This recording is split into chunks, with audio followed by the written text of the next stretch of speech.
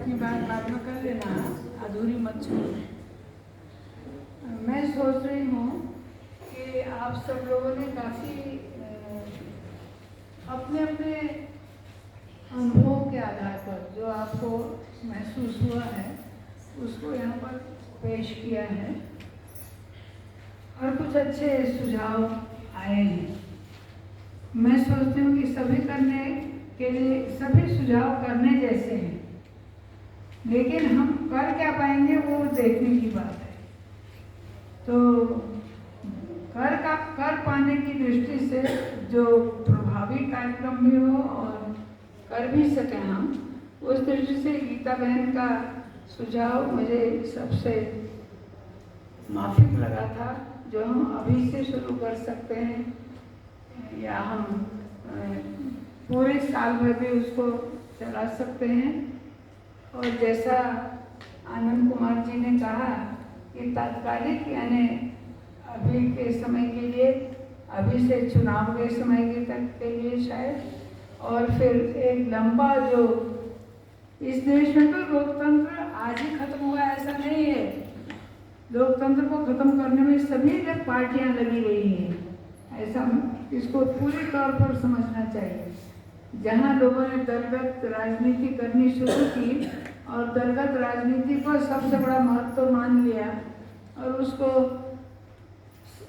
उसका एकमात्र लक्ष्य रखा सत्ता प्राप्त करना, बस तब से लोकतंत्र कमजोर हुआ है। मेरे हिसाब से हुआ है, आपके हिसाब से हुआ कि नहीं हुआ ये आप जाने। आप जरा ज़्यादा विद्वान हैं, मैं थोड़ा कम हूँ। पर मैं इतना जरूर कहती हूँ कि एक लंबा कार्यक्रम भी आपको अवश्य चाहिए अगर आप सचमुच में इस देश में लोकतंत्र लाना चाहते हैं। जब तक आप प्रतिनिधि को वहाँ भेजना चाहते हैं वो लोकतंत्र नहीं है। प्रतिनिधि वहाँ जाता है और वहाँ जाकर के दल की बात सोचता है। क्या सोचता है वो?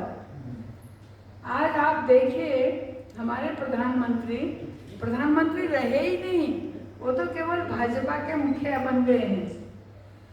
अरे खर्चा कर रहे हो सरकार का, हवाई जहाज उड़ा रहे हो सरकार के, सब कुछ करते जा रहे हो प्रधानमंत्री के तौर पर और बोल रहे हो भाजपा हिंदू फलाना फलाना। इस देश में क्या केवल हिंदू ही रहा है? इस देश को तुम मुसलमानों से मुक्त करो तो सही, तुम्हारा कुछ नहीं बचेगा, बचने ही वाला नहीं है। इसको नहीं समझते, वहाँ ये बोलने जा रहे हैं। तो ये होता है, कम ज़्यादा, ये ज़रा ज़्यादा कर रहे हैं, कोई कुछ कम करते होंगे, लेकिन ये होता है। इसलिए लोकतंत्र आज ही की सुधारने की चीज़ नहीं है, बहुत आगे तक सुधारने की चीज़ है और उस पर बहुत चर्चा हुई है। लोग, कोई कह रहा है व्यक्ति से शुरू करो, कोई कह रहा है परिवार से शुरू करो, कोई यहाँ बहुत अच्छे भाषण दे रहे हैं घर में जाकर के पत्नी के साथ लोकतंत्र का व्यवहार है कि नहीं। और आप यहाँ नेता बन जा रहे हो, महिला आपके लिए खाना भी तैयार कर रही है और खाना उपजा भी रही है खेत से, तो कहाँ तुम्हारा उसका क्या आपस में बंटवारा है? जब तक बराबर श्रम नहीं करते हो तुम लोकतंत्र की बात नहीं कह सकते। तो इसलिए बहुत बातें हैं, वो सब मैं आज अभी नहीं कहती हूँ, वो भी लाना चाहिए, ये बात मैं जरूर कहती हूँ।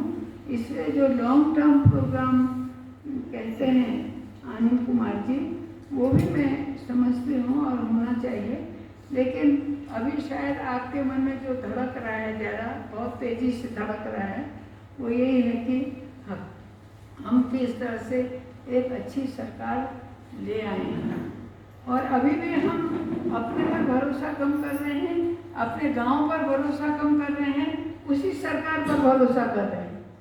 ये गलती आप अभी भी कर रहे हैं और कह भी रहे हैं कि लोकतंत्र। जब तक आपकी सारी लोकतांत्रिक शक्ति और सत्ता गांव को नहीं मिलेगी, आप लोकतंत्र कह नहीं सकते। और वो गांधी उसको स्वराज कहता था और गांधी ने उसी स्वराज के लिए इतना सब कुछ किया, अपनी जान भी दी, लेकिन वो स्वराज तो हम लाए नहीं हैं अभी तक, तो वो तो एक लंबी बात है, वो लंबा हम जब चाहेंगे तब करेंगे। लेकिन अभी आपने तो इसमें बहुत अच्छी तरह से तय कर दिया, अधिक बदमाश कम बदमाश। अब मतलब आपको एक बदमाश चाहिए ही चाहिए, एक बदमाश लाना ही है, बिना उसके क्यों, तुमको क्या हो गया, तुम खुद ही हो जाओ, कुछ करो। नहीं, हम नहीं भैया, बदमाश चाहिए। तो जो भी करो फिर बदमाश को ले आओ, कम बदमाश को लाना, वो भी कौन थोड़े दिनों के बाद ज्यादा बदमाश बन जाएगा, तब तुम्हारा पता चलेगा तुम क्या सोचते हो। तो इसलिए अभी मेरे ख्याल से वो कार्यक्रम बहुत मतलब करने लायक भी है और कर भी सकते हैं, लेकिन उसको संस्थाओं के घेरे के अंदर मत करना, उसको गांव में जाके करना और उसको लोगों के बीच में करना, जहां आपको 10 लोग गलत आप गलत कर रहे हैं कहने वाले भी मिल जाए, आपको चुनौती देने वाले भी चाहिए। ठीक है, ये एक बहुत बड़ा फ्रंट बनेगा और वहाँ अगर आप एक अच्छा संदेश दे रहे हैं तो वो केवल जिनको आप, जैसे अभी हम यहाँ ये इकट्ठा हैं, हमारी ये बात इसके अंदर है, भला हो ये क्या है इस मोबाइल का, कि कल आनंद कुमार जी ने बोला और बहुत लोगों ने सुना जो इस 4 दिवारी के अंदर नहीं थे। वो तो ठीक है, हो जाएगा ऐसा, लेकिन मेरे ख्याल से उसमें पर्सन टू पर्सन भी बढ़ेगा। जब हम ज़्यादा लोगों के बीच बैठेंगे तो वहाँ हमारा संदेश अधिक लोगों तक पहुँचेगा। इसलिए मेरा कहना है उसको गांव में करो। देखें आपको कितनी हिम्मत है गांव में करने की, ये भी एक सवाल है। देखिए अगर हमारा संपर्क होगा तो हम कर पाएंगे, संपर्क नहीं होगा तो हमसे कहे कांवड़ी आ जाओ, तुम पोछा खिलौना, फिर आपकी क्या हस्ती रहेगी, कुछ भी नहीं। तो ये मेरा सवाल है। दूसरा मुझे ये लगता है कि हमको उसके लिए किसी एकत्रित पूंजी पर नहीं आधारित होना है। हम जाएंगे, हम लोग खूब पदयात्रा की है हमने, हम पदयात्रा करने जाते थे, हम एक पैसा नहीं खर्च करते थे। जहाँ गए उनके गोठ में, उनके भंडारों में, कहीं भी हम सो जाते थे, परात बिछा करके वो हमको जैसे सुलाते थे वैसे रहते थे, और जो खिलाते थे वो खाते थे। कभी दिन में एक ही बार खाते थे। मैं कई पदयात्राएं ऐसी की जिसमें सुबह और बहुगुणा के बहुत मजेदार व्यक्ति वो कहते थे सुबह को खूब डट के खाओ, दिन भर कुछ मिलेगा नहीं। तो जो मिलता था वो खाते थे और जो जहाँ सुलाते थे वहाँ सोते थे। तो इस तरह के जोगी बनकर काम करना है तब काम होगा, नहीं तो गाड़ी में जाएंगे और वहाँ जाकर के लोगों को उपदेश देंगे, ये नहीं चल सकता। ये सब राजनीतिक पार्टियों के लिए छोड़ दीजिए, वो कर ही रहे हैं, करने दो। तो मैं इस तरह की बात कहती हूँ, हम अवश्य लक्ष्मी आश्रम इस काम में कुछ मदद करेगा। मतलब हम शिविर करने की बात कहीं जहाँ करना है कहाँ करें, वहाँ बैठें, चलो हम भी आते हैं, ये हम करेंगे। और शिविर वगैरह में विचार देने का काम भी हम लोग करेंगे। इतना तो हम जरूर कहते हैं, लेकिन हमारी सीमा तो लक्ष्मी आश्रम है, आप जानते हैं। हमारा विद्यालय है, बच्चियाँ हैं, पढ़ती हैं, ज़रूर ज़रा प्रश्न पूछने की हिम्मत इनको आई है और ज़रा थोड़ा सोच विचार भी इनका बढ़ा है। लेकिन है तो पढ़ाई और इनको परीक्षा भी तो देनी ही है, तो वो कर्तव्य हमको अपना निभाना तो पड़ेगा। और मैं सोचती हूँ कि इसी तरह से कर्तव्यों को निभाते हुए, जो आपका रोज का कर्तव्य है उसको निभाते हुए भी हम बहुत अच्छी तरह काम कर सकते हैं, कोई दिक्कत नहीं आएगी, हम कर सकते हैं। और इसी तरह आप लोग भी कर सकते हैं, ऐसा मैं मानती हूँ।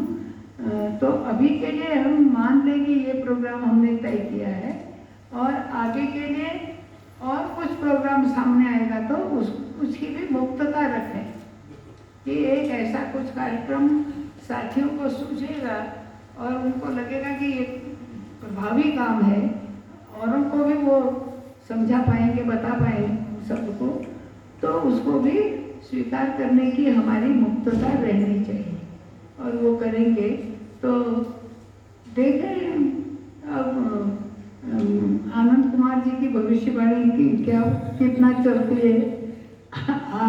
आप तो बड़े धड़ल्ले से कह रहे हैं हम जीतेंगे, और वो रवि भाई अभी बोले नहीं तो रवि भाई तो इससे भी जोर से कह रहे हैं। हाँ, तो जो भी है, हम कोई राजनीतिक पक्षपात के साथ बात नहीं कर सकेंगे, ये बात हमारी स्पष्ट है। हम किसी पार्टी को ये हम इसको सपोर्ट कर रहे हैं वाली बात हमारी नहीं होगी, और किसी को हम किसी का विरोध कर रहे हैं ये भी हमारी नहीं होगी। उस तटस्थ भूमिका में हम प्रभावी रहेंगे, जितना रह सकेंगे वो रहेंगे, ऐसा मैं मानती हूँ। तो आपने आखिर में मुझसे बोलने को कहा भुवन भाई, बस मैं इतना ही कहती हूँ। धन्यवाद दीदी। सबका